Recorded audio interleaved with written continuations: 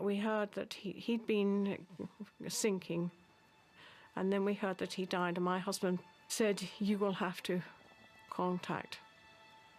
And I was on the phone to the world, and people were saying, had I told the American president, had I told Mrs. Thatcher?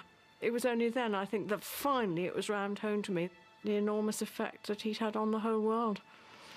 You know, ringing in the middle of the night, ringing the President of the United States to say that F.A. Hayek had died.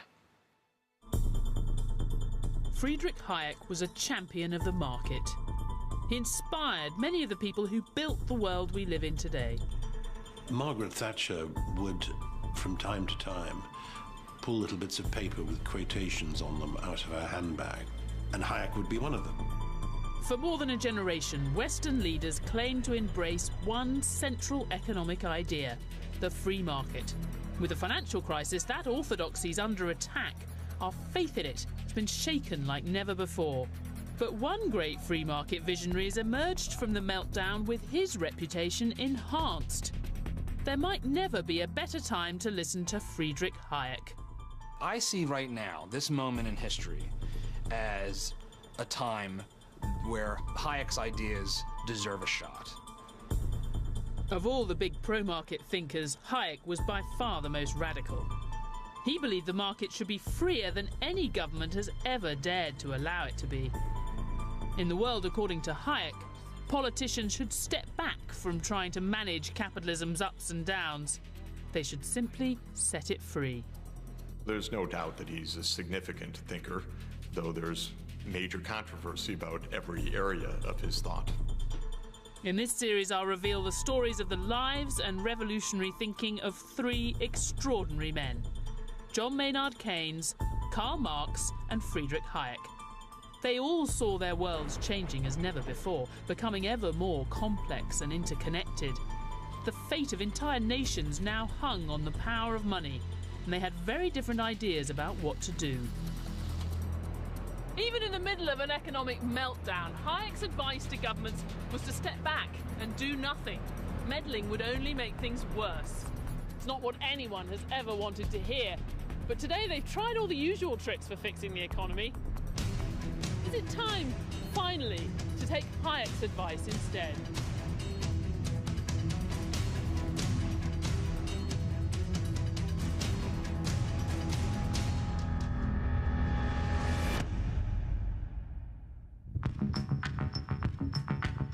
Around the world, we're all still feeling the shockwaves of the financial crash of 2008.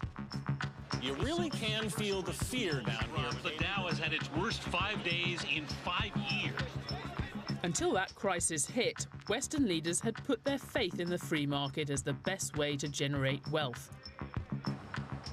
But in their version of the market, derived from thinkers like Milton Friedman, they still believed if things went wrong, they could step in, tweak the system, and get everything back on track. Today, fans of the Austrian economist Friedrich Hayek say it's that arrogance, that distorted picture of a market economy that got us into this mess. If we want to try to get out of it, we need to try the real thing. To understand how governments, not markets, might have caused the crisis, we need to wind the clock back to the years leading up to it. America's interest rates have been cut. That was expected, but the timing has come as a surprise.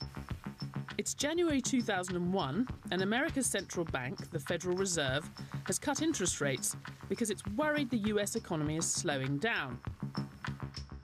Now, it cut interest rates for the same reason central banks always do, to make it cheaper for companies and households to borrow and seek out profitable investments. The president was pleased, as you might imagine. This is the kind of thing presidents expect central banks to do, to avoid economic trouble. I think the cut was needed. It was a strong statement that measures must be taken to make sure our economy does not go into a tailspin. Had Friedrich Hayek been alive, he would have taken a very different view. Far from avoiding trouble, Hayek would have seen the Federal Reserve's decision to cut interest rates as sowing the seeds of today's financial crisis. In fact, Hayek believed Almost any government intervention in the market, like propping up failing businesses, setting trade tariffs, or manipulating interest rates, risked disaster. In the years after 2001, the Federal Reserve carried on cutting interest rates, helping to fuel a property boom that ultimately couldn't be sustained. Early in 2007, America's housing bubble burst and the global financial crisis began, just as Hayek might have predicted. The conventional wisdom was that none of these events were foreseeable. We couldn't have done anything about it. But of course, all of that was false. What's playing out before our eyes is exactly what men like Hayek predicted would happen. At first glance, the Hayek view of the crisis looks a bit familiar, but don't be fooled.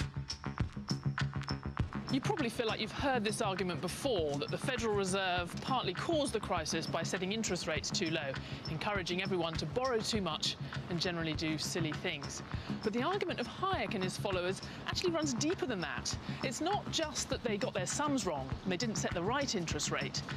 It's that they shouldn't have been in the business of setting interest rates at all. It's this radical rejection of the state's role in regulating the market that sets Hayek apart from other free market thinkers. He believed the market would do a far better job regulating itself if only governments would just leave it alone. Free market did not set interest rates at 1% under Greenspan. That's the government that is doing that. That is price fixing. It's kind of the way the old Soviet Union used to fix the price of bread or gasoline.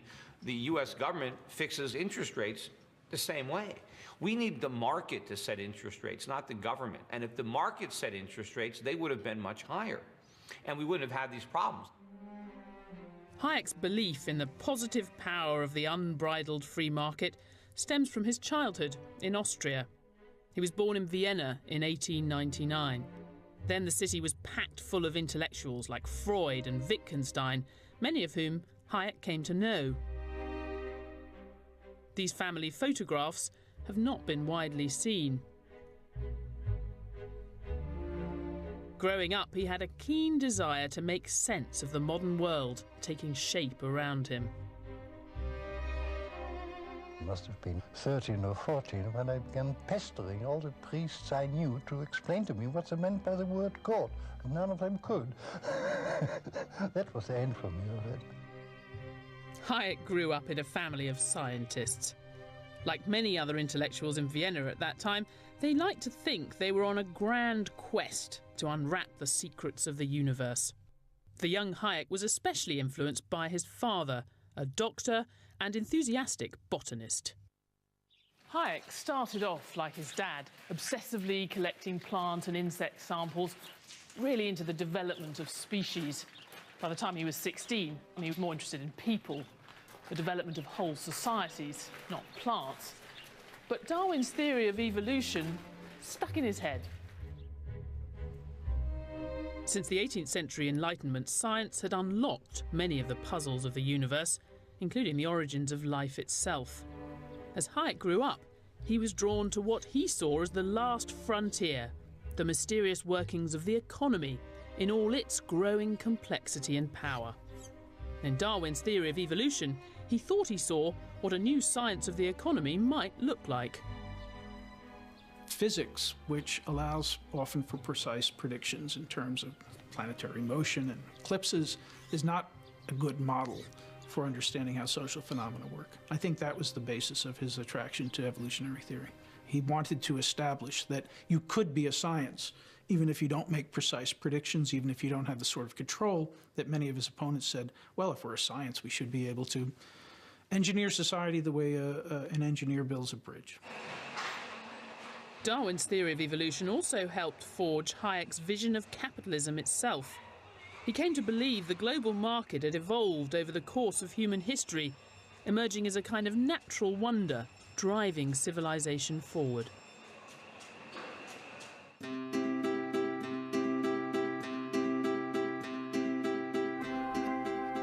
Hayek saw the market as a telecommunications system, processing billions of pieces of information about all our needs and desires and the changing supply of resources to meet them.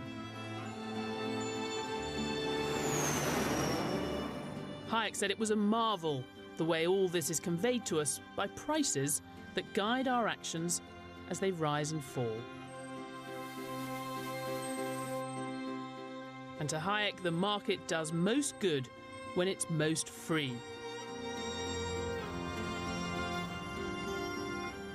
It's our desire to control it that most often turns it against us.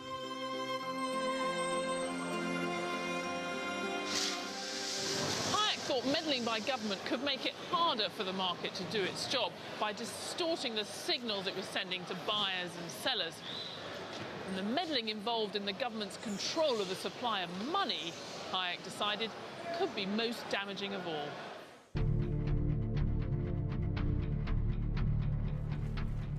Rampant inflation, unemployment, uncontrollable debt. In Vienna after the First World War, Hayek saw for himself how government abuse of money can wreak havoc. Across Austria, prices had taken off, and so had unemployment. Even the rich were struggling to feed themselves, and no one could quite understand why. At the height of the crisis, if you walk down this street any time of day or night, you could hear a kind of relentless, heavy rumbling sound.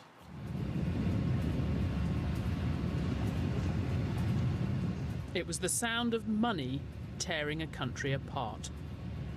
This building housed the Austro-Hungarian Bank and its printing presses that were rolling night and day, churning out millions of new banknotes. The war had left the Austrian government with huge bills and low tax revenues, so it ordered the National Bank to simply print the money it needed in exchange for bonds or IOUs. What the people manning these printing presses and their political masters had yet to really grasp is they weren't just producing money here, they were producing inflation. The amount of money in the economy was going up, so people had more money to spend, but of course the amount of things they could buy had stayed more or less the same. That forced up the price of everything. Inflation took off. In fact, the situation got so bad in Austria, the inflation rate hit 10,000%. The financial wealth was destroyed. Those that had jobs continued to have them, but they could no longer afford, for instance, to have maids and servants, so all of these people all of a sudden ended up being out of work. With their economy going up in smoke, Austria's central bankers tried to fight fire with fire. By the summer of 1922, prices were doubling every month. The central bank was playing catch-up, printing higher and higher denomination banknotes just to reflect what was going on in the shops. In the end, this 500,000 kroner note could maybe buy you a loaf of bread. And of course, by pumping more and more money into the economy, they were only making the problem worse. For Austria's politicians, it was all a crisis of their own making. They'd been printing money to pay their bills since the start of the First World War. They didn't understand that that could lead to inflation. It was a crisis caused by ignorance. Having seen Austria brought to its knees, Hayek had an almost visceral fear of inflation all his life. It's a fear that central bankers still share today. What's interesting to me is the lesson he drew from that experience. Most people focus on the politics, on the fact that the winners of World War I had imposed impossibly high reparations on Austria. But Hayek was interested in the economics, and the fact that the Austrian government simply hadn't understood the power of money. What happened next in America led Hayek to conclude there can be something worse than government ignorance: hubris. He thought that entire period showed the calamity that can come when governments try to use the power of money to shape the economy. In America in the 1920s, the greatest boom the world had ever seen was taking off. Consumers couldn't get enough of new products like cars, telephones, and record players. The stock market rose higher and higher. As the roaring 20s wore on, the finest economic minds in America came to believe the boom would never end.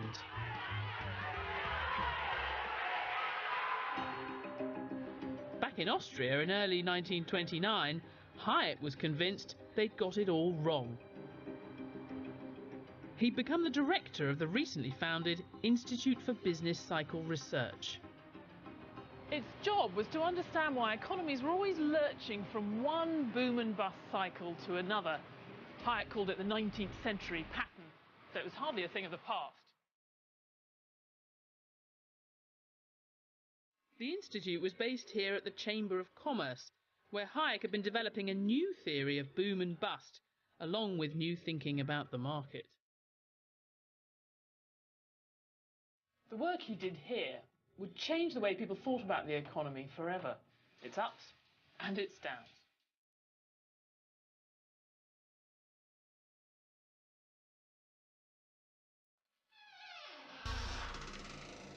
To many, the downs were unpredictable, a kind of force of nature that might destroy an economy without warning. Hayek had been working on a new idea, that the seeds of busts were sown during booms. Because the world had become increasingly interconnected, Hayek had been studying the American boom to help him forecast what would happen to the Austrian economy.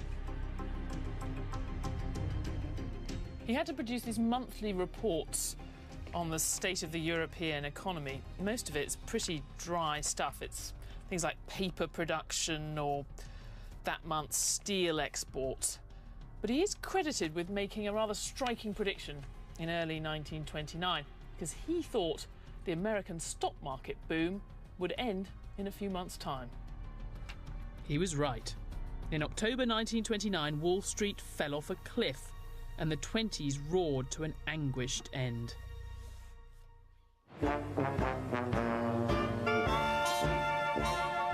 Hayek's prediction came out of what he saw happening at America's new central bank. The Federal Reserve had been set up in 1913 to stabilise America's notoriously shaky private banks by offering them a reliable source of credit. Hayek's big idea was that the great ups and downs in the economy nearly all started in buildings like this one. It was the cost of borrowing, the interest rate, set by central banks like the New York Federal Reserve, that caused unsustainable booms to develop and caused the inevitable busts. In the 1920s, the governor of the New York Federal Reserve had a revolutionary idea. Benjamin Strong thought he could use the bank's power to set interest rates to influence what was happening in the economy. In many ways, that idea of using interest rates marked the start of modern monetary policy. Strong began buying government debt on the open market, which did have the effect of raising the amount of money in the economy. But unlike Austria's hapless central bankers, Strong had a strategy.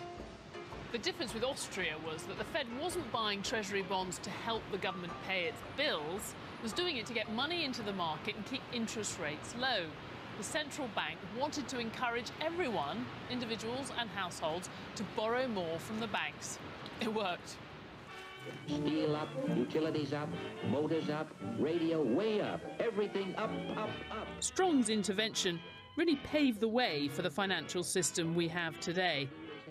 Thanks to all that credit he created, the stock market rose higher and higher.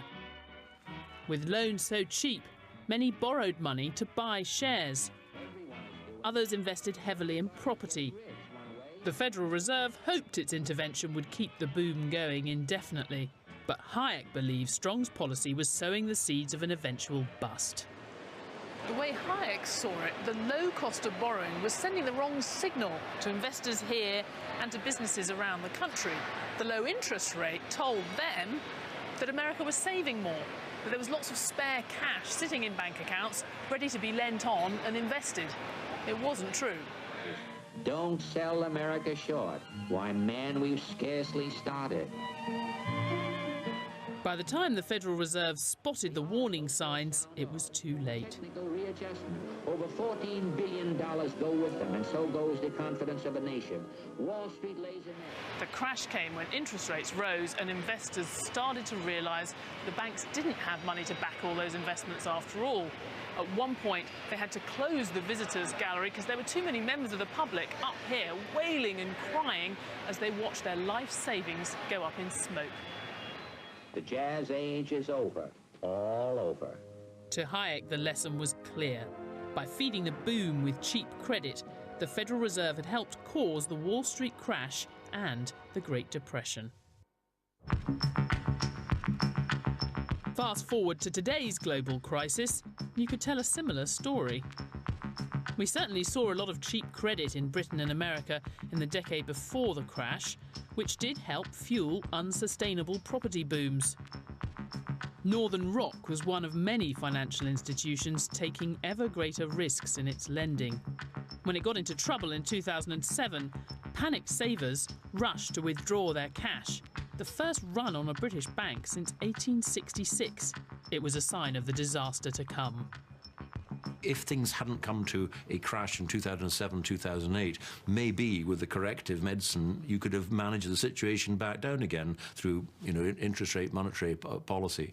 As it was, the banking system, which was massively exposed to this, reached a situation where suddenly people realised what had happened, they lost confidence in each other, and the entire edifice came crashing down. Today's central banks have computer models of the economy light years ahead of anything dreamt up by Benjamin Strong. But even so, Hayek's followers say the Federal Reserve had learned nothing from the mistakes it made in the 1920s. In the early 2000s, it had kept interest rates too low for too long. But then and now, there are plenty who would disagree. The job of the Fed chairman is to keep the party going, to spike the punch bowl at all costs. Not to take the punch bowl away, which really should be the job. I mean, the Federal Reserve should be independent, but it's not. It acts in concert with the government to try to maintain a phony prosperity. Interest rates are very low, and that was partly promoted by the fact that the surplus countries, notably China, but others as well, had a lot of money. They were perfectly happy with exporting. It would have been hard to force American interest rates higher in that environment because there was so much money flowing in at low interest rates. If it was all the Fed's fault, how come Europe had the exact same experience? It's not the fact of the interest rate policy maybe having been wrong, although I'm not even sure I agree on that, but it's the fact that we had these deregulated Wild West financial markets that allowed us to get into the crisis we're in. Like our own financial collapse, the consequences of the 1929 crash were felt across the world. A string of banking crises followed, and a terrible depression in America and much of Europe. Again, Hayek said it was all down to interest rates being too low in the boom years. But years later, another hugely influential free market thinker came along who argued the exact opposite, Milton Friedman. He said the Federal Reserve had not pumped too much money into the system, but too little. That's the version of history that most politicians and economists still believe.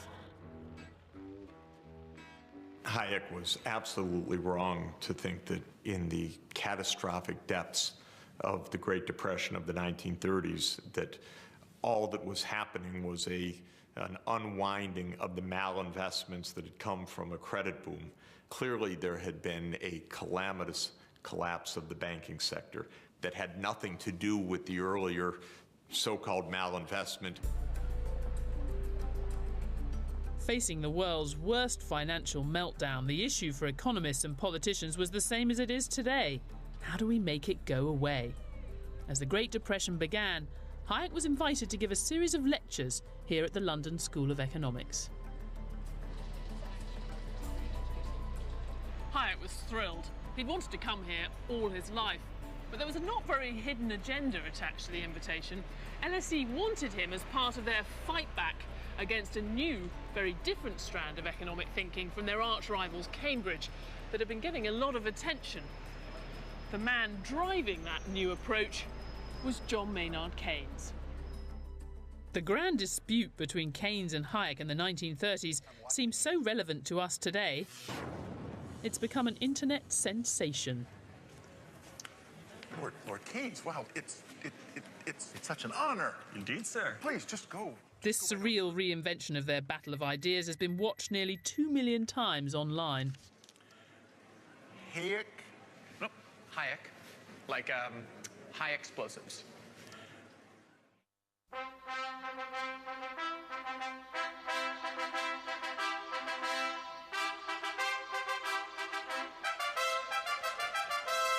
Hayek's opponent, Keynes, was a heavyweight thinker, the seemingly unstoppable new force in economics. The clash felt a bit like David and Goliath. Keynes had two brains. It was said of him that he caused more inferiority complexes with justification than anyone else in his generation. Hayek was not known. He was 16 years younger than Keynes. They fell out with each other on first meeting and continued to fight for the rest of their lives. As the Depression deepened, the stakes could not have been higher. Hayek began with some awkward jabs. Drawing in rather confused diagrams on a blackboard behind him, he described what he called fluctuations, which were how the market changed from day to day to day over time, and how, if you started interfering with it, how things would go wrong pretty quickly. The big economic argument that started here in this room in 1931 is still going on today. If an economy gets into trouble, should the government step in and try and fix it? Keynes was saying yes. Hayek stood up there and said no. For once, it really was that simple. For Keynes, it was a moral problem. The fact was there were people unemployed, and therefore they should be put back to work. And it didn't really matter how you did it. For Hayek, it was a different thing. Hayek concluded that we really didn't know enough about economics, and that any attempt by people like Keynes to start fiddling around with it would only end up with unintended consequences. And those unintended consequences, according to Hayek, could be even worse than the problems that were solved. The bitter argument between Hayek and Keynes embodies a fault line in economics that exists to this day. It's one of the great academic disputes in the history of intellectual thought. It set the tone, really, for the difference between left and right today, between those who want to intervene in the economy and those who would prefer to leave the economy alone. It was one of the most important intellectual battles of the 20th century, and at the time, it was pretty clear who won: Keynes. In 1933, as the Depression showed no sign of ending, President Roosevelt instigated a massive public spending program that looked very Keynesian. Under the New Deal, all kinds of new infrastructure was built across America, like this elevated railway in the heart of New York. The New Deal's gone down in history as the first time a country seriously tried to spend its way out of recession. But even at the time, Hayek thought that was a mistake. He thought what the economy needed was a period of cleansing. Get past all that bad investment from the boom, get rid of all the weak businesses, let the fittest survive. Hayek saw the New Deal as an artificial stimulant preventing the market naturally healing its damaged ecosystem. Rather than stepping in, government should step back and let the recession do its job. Hayek thought that the recession was the return to normalcy, that the boom was caused by bad policy, but once the recession started, that was the return of the economy to normalcy. It would involve liquidation of certain projects that had been started that were not sustainable. But in the depths of capitalism's worst ever crisis, Hayek's tough message was too much for most politicians to swallow. He was ignored. Going back and forth for a century. I want to steer markets. I want them set free. There's a boom and bust cycle and good reason to fear it. Play low interest rates. It's the animal spirits. Keynes's message, rhetorically, is a hopeful message in the sense that it says we, and we being the government, can do something proactive about this. The Hayekian view doesn't offer that sort of policy, doesn't offer that option.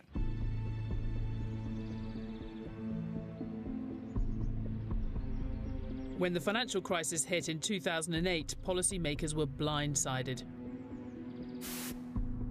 After Lehman Brothers, one of the world's most famous investment banks, went down, the American government swiftly turned to Keynes to try to stop the damage spreading. The meltdown in the financial system terrified the people in there. They started intervening on an epic scale, spending hundreds of billions of dollars propping up banks, insurance companies, even America's biggest car firms to stop them going bust. Remember, that started under a Republican free market president, George Bush, then carried on under President Obama. Apparently, neither of them wanted the kind of deep cleansing of the economy that Hayek would have recommended. It's not like I'm glad that we need a recession. It's unfortunate that we need this recession. Had the government not interfered in the economy in ways that I would have been against, we never would have had this phony boom. So in other words, if we didn't take all these drugs, we wouldn't have to go through the withdrawal. In that period in 2008, right across the world, people were scared stiff that this was going to go from a recession into a downright depression. And the world is so global now, these things could easily have spread. That's why, people thought, in different countries, we've got to do whatever it takes to stop that. Today, central banks in Britain and America are pursuing another Keynesian idea, keeping interest rates low, encouraging borrowing to stimulate economic activity. But if you follow the Austrian, Hayek view, it's all worse than pointless, because this intervention in the market is setting the stage for an even greater disaster. What do you think is the relevance of Hayek to what the Fed's doing now? Pouring kerosene on the fire and trying to put it out. They're trying to stop the problem of excessive credit with more credit. But all that it does is it restarts the problems again, and you create a new bubble. And the bubble now is in the value of the dollar and the bond market, and is unsustainable. Hayek's argument with Keynes was all about how best to make capitalism work. But as the 30s moved on, Hayek was drawn into a far greater battle, whether capitalism was even the right way to organise society, or if the new ideologies of communism and fascism, with their centrally planned systems, held the answer. He was convinced both were utterly wrong. Hayek said, not merely can human beings struggle to understand how to cope with uncertainty, but the world is just too complex for them to cope with understanding all of it. A market system conveys so much information that makes it feasible. Central planning will fail under the weight of the impossibility of understanding the complexity of the economy. That was Hayek's most important insight, and if people had listened to that, they would never have been so worried about the threat from communism as they were, because central planning failed under the weight of its own inconsistency. Hayek had seen the economic costs of central planning, but World War II made him focus on the political implications. Of course, he didn't want the Allies to lose the war, but seeing how the war effort was changing the economy made him worry about what would happen if they won. He didn't want to defeat the Nazis and then find we'd handed our freedom to an army of bureaucrats instead. When the Second World War began, the British government took control of the economy to harness its power for the war effort. Hayek worried they would never let go. There's a lot of enthusiasm, especially among socialists, to continue the planning that had taken place during World War II after the war was over. A government inspector checks that the measurements are 90 inches long and 60 wide, and that the weight is 4.5 pounds. As men from the ministry dictated how many blankets each blanket factory produced, Hayek began writing a book attacking the government's control of the economy. It would help change the course of the 20th century and start a political battle that runs to this day. And there is a handwritten copy by my father-in-law in an ordinary child's exercise book of The Road to Serfdom. He has written on it, this is about the third or fourth draft from a longer typescript, later destroyed by mistake. And so that is the draft that survived of The Road to Serfdom. In The Road to Serfdom, Hayek makes a moral argument that government attempts to control the economy ultimately enslave its people. When we give more and more power to the state, gradually there is an erosion of first economic freedom and then ultimately political freedom. That erosion of political freedom then leads people to demand a strong man, a dictator, to sort everything out, make the trains run on time and everything else, and that this leads inexorably down the road to totalitarianism. It says, to the socialists of all parties. He loved it. He was so amused when he thought it up. The Road to Serfdom was published in Britain in 1944 with little fanfare. But across the Atlantic, things were very different. In April 1945, Hayek agreed to give a short lecture tour of American universities. Before he arrived, his book got the kind of publicity money can't buy. Reader's Digest gave Hayek top billing and a rousing introduction, quoting from some of the reviews that A Road to Serfdom had got, calling it one of the most important books of our generation. Professor Hayek, with great power and rigour of reasoning, sounds a grim warning to Americans and Britons who look to the government to provide the way out of all of our economic difficulties, and it should have the widest possible audience. And that's exactly what the book got. Reader's Digest had more than 8 million subscribers. Hayek's warning about the dangers of big government struck a chord with many Americans. The Road to Serfdom really fitted in with notions of American individualism and the sense that anybody can become a millionaire if only they were to work hard enough, and an anxiety which came right from the Founding Fathers about whether the federal government should take too much power from the states. After the war, the size and reach of government did grow across the Western world with the rise of the welfare state. In Britain, much of the economy was even nationalised, taken over by the state. Reading Hayek gave a kind of explanation of why what had gone wrong was going wrong. Hayek gave an alternative vision, which seemed to me to be very cogent. What it boiled down to was freedom within the rule of law.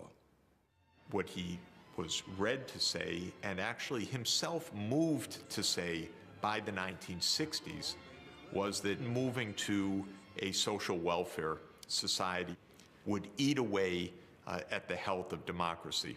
I think it's one of his failed predictions, badly failed, even though it remains an influential part of his thinking now with many followers in the libertarian mode. Today, The Road to Serfdom is back. This book was like Mike Tyson in his prime, right hook to socialism in Western Europe and in the United States. But the influence didn't... After Glenn Beck's Fox News broadcast in 2010, The Road to Serfdom shot to #1 on Amazon in America. If you think about the people that would have been part of Glenn Beck's audience, sometimes defined as the Tea Party. Look what we're doing. We now have a government car company, a government bank, and Hayek demonstrates this road leads to one destination. There is cynicism about government, and it's quite widespread. There's a lot of anger. That certainly would feed into, well, here's a guy who talked about the dangers of big government. In fact, Hayek was in favour of governments providing some kind of safety net, but his modern supporters don't like to dwell on that. Well, we have a lot more socialism now than when he wrote it. As socialism creeps in the economy slowly over time, a lot of people don't notice it. And eventually, you're not on the road to serfdom, you've arrived at serfdom. Think about Victorian Britain. That was certainly a very free market. There was a minimum of government intervention. Do we think that the average citizen of England in 1870 felt a great deal of personal freedom? I think there was a great deal of servility and class deference coming out of the fact that the lives of the poor were incredibly insecure, and only by constantly flattering their betters could they have any reasonable assurance of survival. So no, I think there's more freedom and dignity in a moderately strong welfare state than there is in the Hayekian paradise of free markets.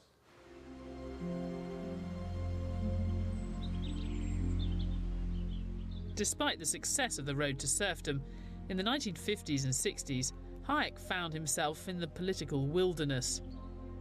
Governments across the Western world were enthusiastically embracing the ideas of Hayek's nemesis from the dark days of the 1930s, John Maynard Keynes.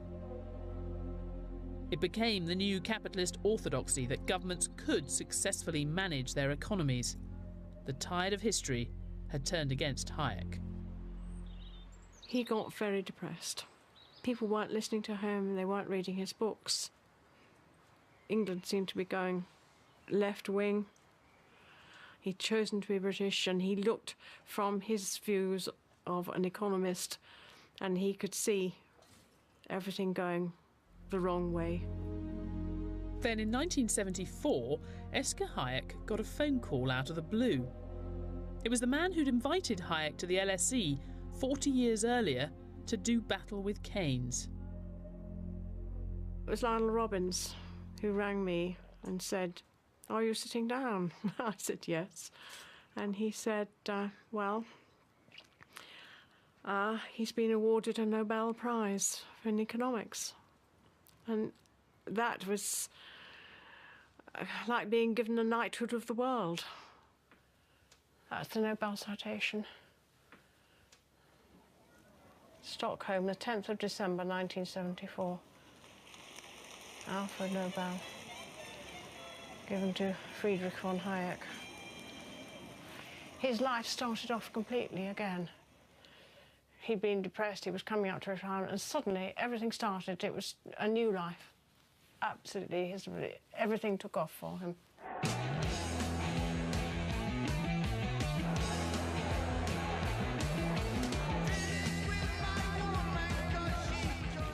While everything began taking off for Hayek, Britain was sinking into economic decline. Strikes had become a fact of life. The post-war Keynesian consensus was crumbling. A few months after Hayek won the Nobel Prize, the Conservative Party turned to a new leader. The rise of Margaret Thatcher brought Hayek into the political mainstream for the first time. Margaret Thatcher would, from time to time, pull little bits of paper with quotations on them out of her handbag, and Hayek would be one of them. Hayek had spent most of the 20th century as a political outsider. Now he had the ear of the woman who would be Britain's next Prime Minister. I think it would be a great mistake to think of her as studying Hayek like a student would. It's more trying to get inspiration from Hayek and casting around, ransacking the minds of great men, of whom he was one of the most prominent, so that she could somehow get the gold. In 1979, Margaret Thatcher was swept to power, determined to build a new Britain. It was a bold change of direction that really did create the world we live in today. We did institute a radical change of policy direction, which has not really been reversed. It may have been muddied, but it hasn't been reversed. It does chime in with Hayek right back in the 1940s, saying that the path we're on at the moment is the road to serfdom, and we need to tread a very different path. In the language of the time, Mrs. Thatcher began rolling back the state. Government-owned industries were privatised, public spending and taxes were cut. There was a bonfire of state controls on the market, on prices, wages, dividends and foreign exchange. Britain was moving Hayek's way. We were certainly very much on the same wavelength. We were not busy thumbing his works to find out what we should do. It was not a handbook for government, but it was the same general idea. Nowhere did today's world emerge more clearly than in the Conservatives' battle with the trades unions. Margaret Thatcher wanted to put a stop to what she saw as rampant union power. But she faced a dilemma. How do you do that without alienating the entire population? Hayek's philosophy helped her formulate her answer.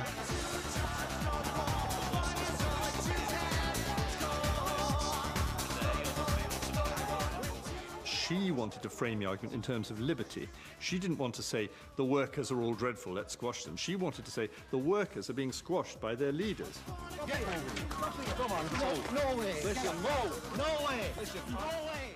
This very much fed into Hayek, and the idea of liberty was you were defending your country here as well as the state of labour relations.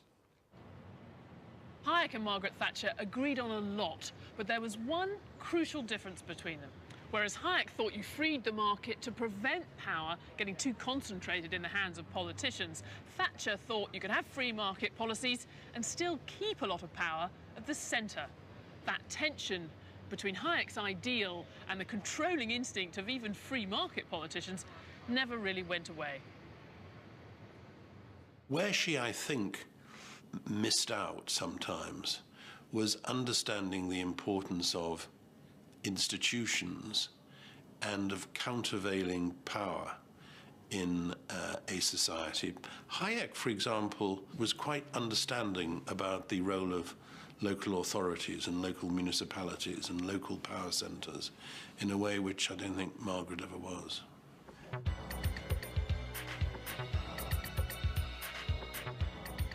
Hayek's political influence reached its height in 1986, when Mrs. Thatcher's government swept away much of the regulation that had constrained the City of London. The Big Bang set the financial markets free, ushering in today's vast, interconnected global financial system. But it wasn't really the free market that Hayek wanted. Hayek's followers would say the deregulated financial system that came out of the 80s and 90s played a big role in the financial crisis because it was only ever half free. It was distorted by an implicit promise to all these financial institutions that if things went wrong, the government would come to the rescue. In the kind of capitalism we've had in the West since the 1980s, the financial institutions that triggered the recent crash were free to do anything, it seems, except fail. It was the too big to fail problem, that they knew that it was a question of heads I win, tails the taxpayer loses. And if that is the bet, you take the bet and you take it on a bigger and bigger and a bigger scale. So they knew pretty well that if they got the gamble wrong, governments couldn't allow them to fail, they'd have to be bailed out. That is what is wrong, and that is what has to be stopped. We certainly have discovered after the fact that banks are not allowed to fail. Was that actually a significant factor in the overlending? I don't think there's much evidence of that. Now the fact that big banks clearly will not be allowed to fail, and that is distorting our system. But I don't think that's the story of the crisis. I think that the crisis was one more about just a general failure to understand the risks. There's no doubt that in the last 30 years, politicians of all stripes have let market forces influence more and more parts of society. But they've drawn the line at Hayek's most revolutionary idea of turning money itself over to the market. Imagine a world where we didn't have just one legal currency circulating in the economy, issued by the Bank of England, but dozens of them. Anyone, a company, a bank, a private individual, could set up their own version of the pound, and then they'd be free to compete. The market would determine how much they were worth. Hayek knew it was a crazy-sounding suggestion, even for him, but it would finally stop governments abusing the power of money. In America, one man has been trying to do just that. He's taken Hayek's most explosive idea and turned it into a reality.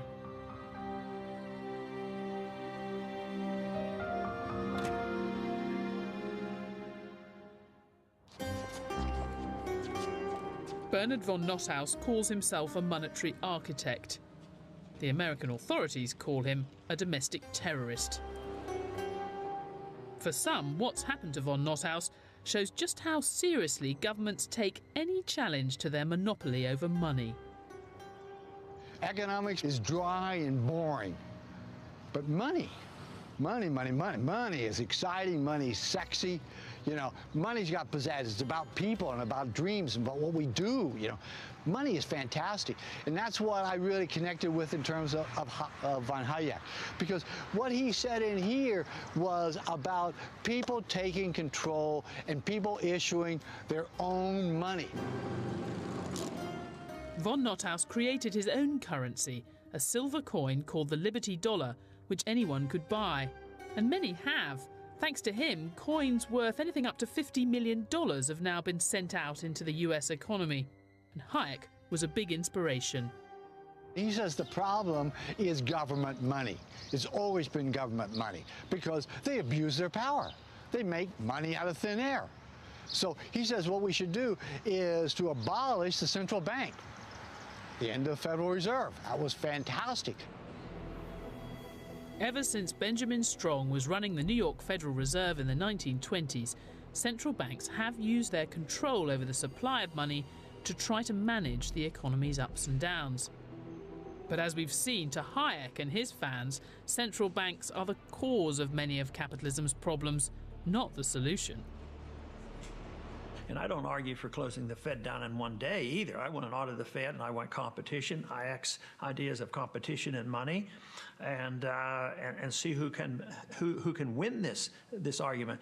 But for them to claim monopoly powers and prevent us from practicing private market economics is the real problem that we have. A lot of this is this utopian vision, the golden age when men were men and currency was free. The United States had a long period of no government monopoly on currency. We had the whole system of unregulated banks issuing competing currencies. That system was heavily prone to financial crises. So the idea, again, that competition is the answer is flying in the face of history. Perhaps, but the history of government efforts to control the market hasn't been so pretty either. For Hayek, what was really utopian was the belief that central banks, or anyone else for that matter, could ever be a match for the dizzying complexity of our modern economy. Hayek would say since they can't do it, they should just stop trying. We should stop having... Well, stop having any intervention in monetary policy, or stop having central banks if you go to the extreme. Well, that's dreaming, I think. Von Nothaus's own attempt to compete with the Federal Reserve eventually drew the attention of the American authorities. In 2007, the FBI moved in. I think they began to perceive us as a threat instead of a solution. The monetary architect behind the Liberty Dollar is talking about the U.S. government and why agents raided his Evansville World headquarters earlier this month. Von Nothaus was charged with counterfeiting U.S. currency. Giving evidence in this courthouse in North Carolina in 2011, he talked about Hayek. Well, he was relevant to my defense was because this wasn't some harebrained idea that I had thought up myself. That I pointed out that here was a well-known Nobel laureate who had talked about exactly what I had done.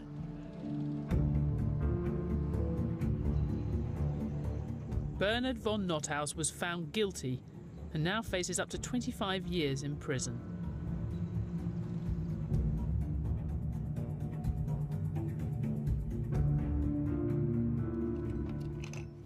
I think this was the one he was most proud of.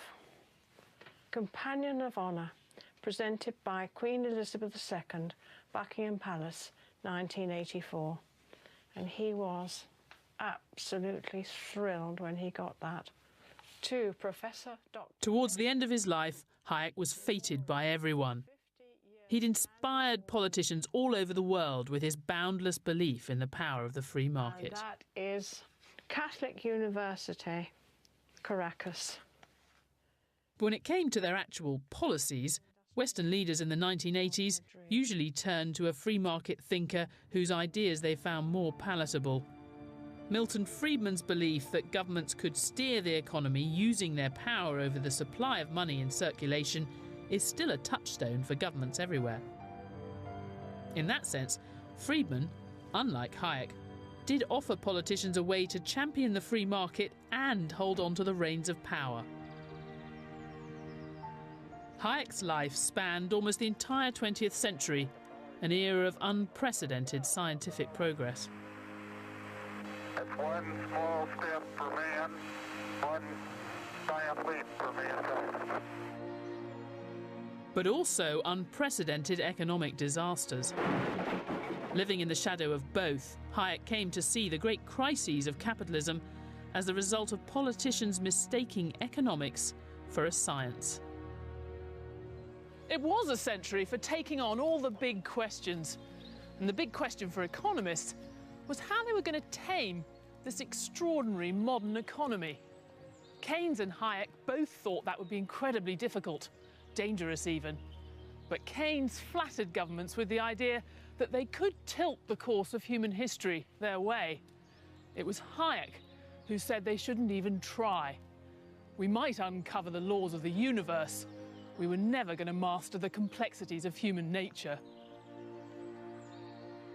Pretense of knowledge, he called it, pretending they know something that they don't know. Well, they've been doing it now. We've given the current crop of economists, let's see, how many years would that be? About 70-some years. Total failure.